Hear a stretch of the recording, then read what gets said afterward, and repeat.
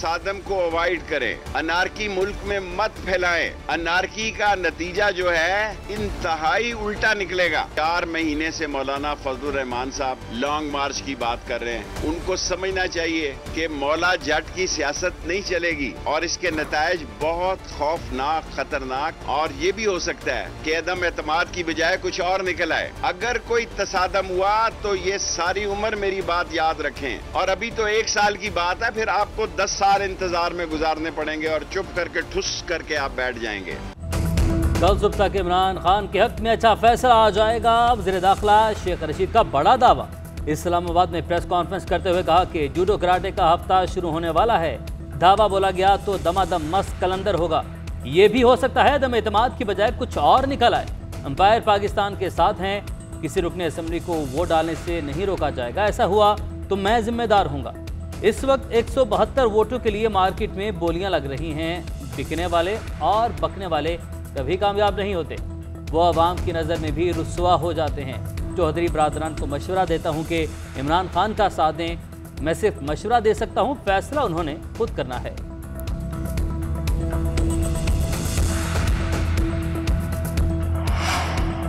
मुल्क की सियासत में हलचल। हुकूमत इत्तेहादी MQM की अपोजिशन लीडर शहबाज शरीफ से मुलाकात में सरबरा PDM मौलाना फजलुर रहमान भी शरीक। मुल्क की सियासी सूरत हाल और तहरीक अदम एतमाद पर तबादला ख्याल।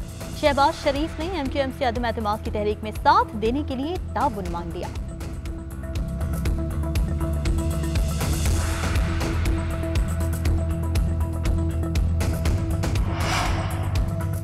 अपोजिशन की तहरीक अदम एतमाद नाकाम बनाने के लिए वजीर आजम मुतहर्रिक। वजीर आजम से वजीर आला पंजाब उस्मान बुज़दार की मुलाकात। उस्मान बुज़दार ने अरकान असम्बली से मुलाकातों पर वजीर आजम को एतमाद में लिया। वजीर आजम की ज़ेर सदारत पार्टी के सीनियर रहनुमाओं का इजलास। तहरीक अदम एतमाद नाकाम बनाने के लिए सोच विचार, इत्तेहादी जमातों से राबतों पर भी गौर। वजीर आजम इमरान खान से वफाकी वज़रा की भी मुलाकातें। इमरान खान अरकान असम्बली से भी मिलेंगे। 27 मार्च के जलसे को कामयाब बनाने के लिए हिदायत देंगे। हल्कों के मसाइल हल करने की यकीन दहानी भी कराई जाएगी।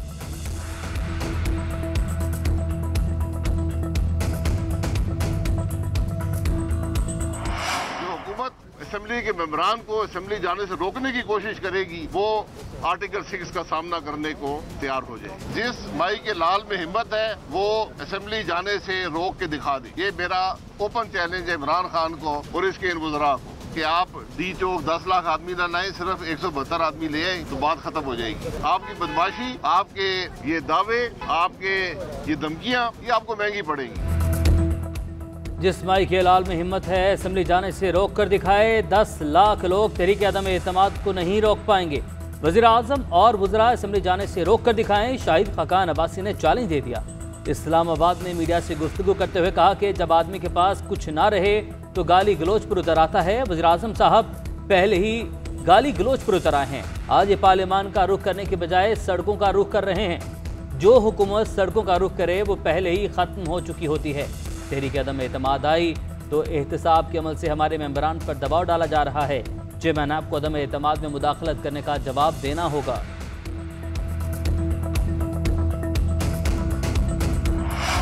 एस्टेब्लिशमेंट और हुकूमत अलग अलग नहीं, दोनों ने साथ चलना होता है। वज़ीर दिफा परवेज खटक ने इस्लामाबाद में सहाफ़ियों से गुफ्तगू में कहा कि ये तमाम लोग इमरान खान के खिलाफ इकट्ठे हुए हैं। पता नहीं आपको क्यों नजर आ रहा है कि हुकूमत जा रही है। मैं आपको यकीन से कहता हूँ कि हुकूमत कहीं नहीं जा रही। हमारे इत्तेहादी हमारे साथ हैं और साथ ही रहेंगे। जिसने जाना है इस्तीफा दे दे, वरना इस तरह हल्के के अवाम से दगा होगा।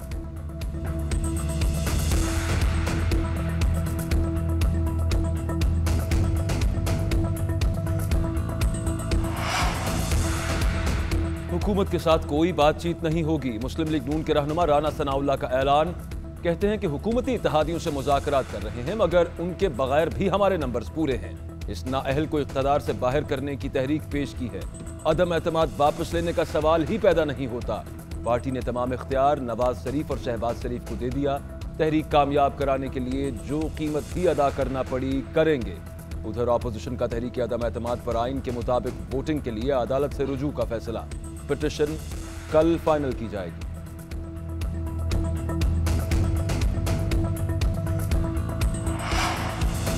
हुकूमत और अपोजिशन मुल्क के मुफाद में जल्द से मनसूख करें। चौधरी शुजात हुसैन की अपील। कहते हैं मौजूदा नामसाद मुआशी और सियासी हालात खतरनाक मुहाजराई के मुतहम्मिल नहीं हो सकते।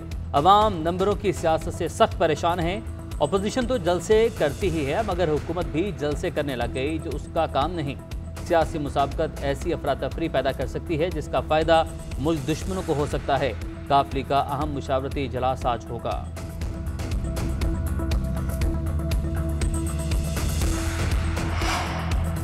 फॉरेन फंडिंग केस में पीटीआई की इल्तिवा की दरख्वास्त मुस्तरद। अकबर एस बाबर को केस में शामिल न करने की दरख्वास्त पर फैसला महफूज। समाअत 17 मार्च तक मुलतवी।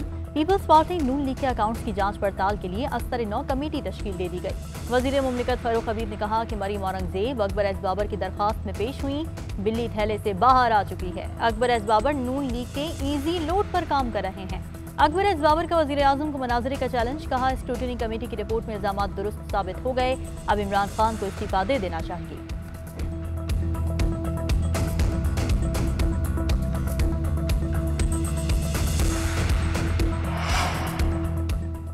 पीटीआई वाले दूसरों से हिसाब मांगते हैं, अपना हिसाब देने को तैयार नहीं। 7 साल से ये लोग अपना केस साबित ना कर सकें। तर्जुमान नून लीग मरियम औरंगजेब ने कहा कि जो ओवरसीज पाकिस्तानियों ने पैसे दिए वो आप खा गए। पीटीआई सेंट्रल ऑफिस के 4 मुलाजमीन के अकाउंट्स में फॉरेन फंडिंग आती रही।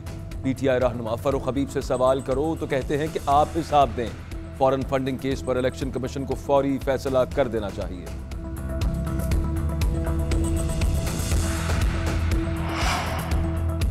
पार्लियामेंट हमला केस में सदर आरिफ अलवी बरी। विफाकी वज़रा और पीटीआई रहनुमाओं की बरीत की दरख्वास्तें मंजूर। इस्लामाबाद की इंसदाद दहशतगर्दी अदालत के जज मोहम्मद अली वड़ैच ने पार्लियामेंट हमला केस का फैसला सुना दिया।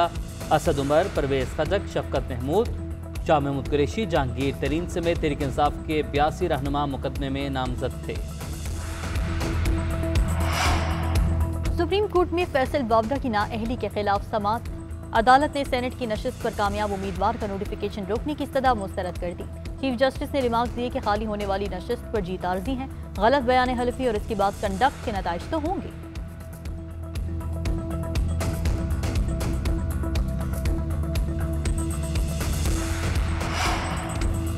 आलमी मंडी में खाम तेल की कीमतों में रिकॉर्ड कमी। कीमत $100 फी बैरल तक आ गई। ब्रेंट और WTI क्रूड ऑयल 4% सस्ता। WTI की कीमत $98.8 और ब्रेंट की कीमत $102 तक आ गई। हुकूमत के साथ कोई बातचीत नहीं होगी। मुस्लिम लीग नून के रहनुमा राना सनाउल्लाह का ऐलान। कहते हैं कि हुकूमती इत्तेहादियों से मुज़ाकरात कर रहे हैं, मगर उनके बगैर भी हमारे नंबर्स पूरे हैं। इस नाअहल को इक़्तिदार से बाहर करने की तहरीक पेश की है। अदम एतमाद वापस लेने का सवाल ही पैदा नहीं होता। पार्टी ने तमाम इख्तियार नवाज शरीफ और शहबाज शरीफ को दे दिया। तहरीक कामयाब कराने के लिए जो कीमत भी अदा करना पड़ी करेंगे। उधर अपोजिशन का तहरीक अदम एतमाद पर आइन के मुताबिक वोटिंग के लिए अदालत से रुजू का फैसला। पिटिशन कल फाइनल की जाएगी।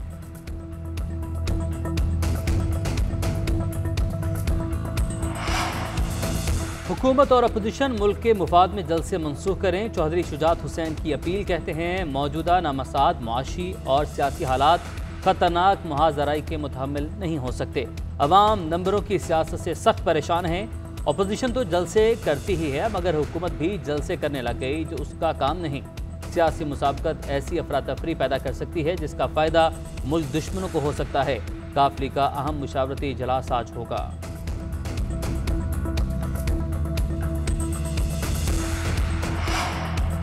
फॉरेन फंडिंग केस में पीटीआई की इल्तिवा की दरख्वास्त मुस्तरद। अकबर एस बाबर को केस में शामिल न करने की दरख्वास्त पर फैसला महफूज। समाअत 17 मार्च तक मुलतवी।